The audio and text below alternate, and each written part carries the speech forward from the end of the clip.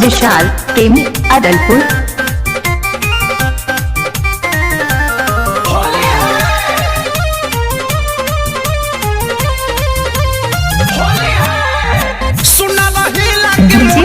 विशाल प्रेमी अदलपुर।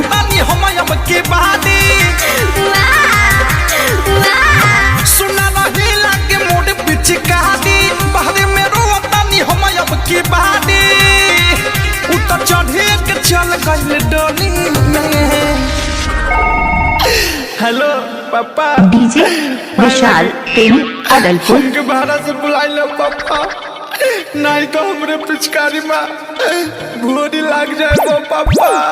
पापा पापा हो माला के याद आवे होली में। डीजे विशाल प्रेमी अदलपुर।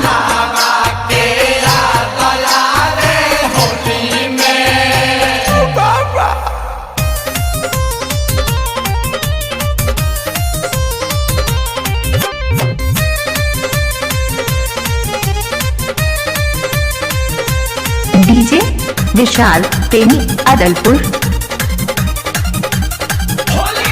हमके खेत खाद के भेजला देखनी ना फगुआ हो, सोचतानी रात भर घरे रहती अगर हमरो आई तया सोगुआ। डीजे विशाल प्रेमी अदलपुर। हमके खेत खाद के भेजला देखनी ना फगुआ हो, सोचतानी रात भर घरे रहती अगर हमरो आई तया सोगुआ। मन कोटे भाग जाई ओकरे हम भिरिया गली में उकरा लगा विशाल प्रेमी अदलपुर। मजा लुटते हम लाइकन के टहली में।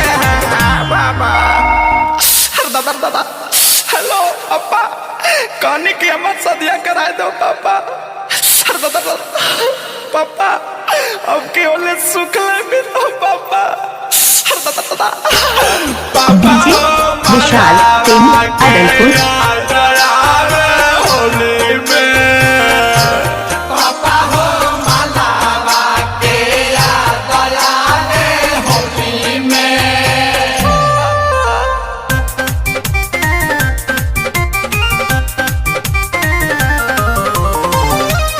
डीजे विशाल प्रेमी अदलपुर। ओकरा याद में पिचकारी पकड़ के रोवतानी, जब से भइल बाटे दूरी बाटे हमर मजबूरी हम पूरा हम तो ढोवतानी।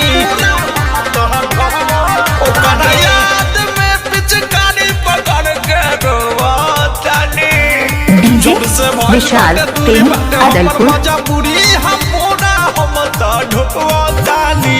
माथा के हमारा पूरे गइल के सहो निर्मलियों के से अनु कहे अवधे सहो पीरियम सोनू डगावा के खोली में। हेलो पापा। पापा डीजे विशाल प्रेमी अदलपुर। काय कॉल तो मारे को पापा, कैसे लिखल वो पापा। पापा मालावा के याद आवे होली में। पापा हो मालावा डीजे विशाल प्रेमी अदलपुर।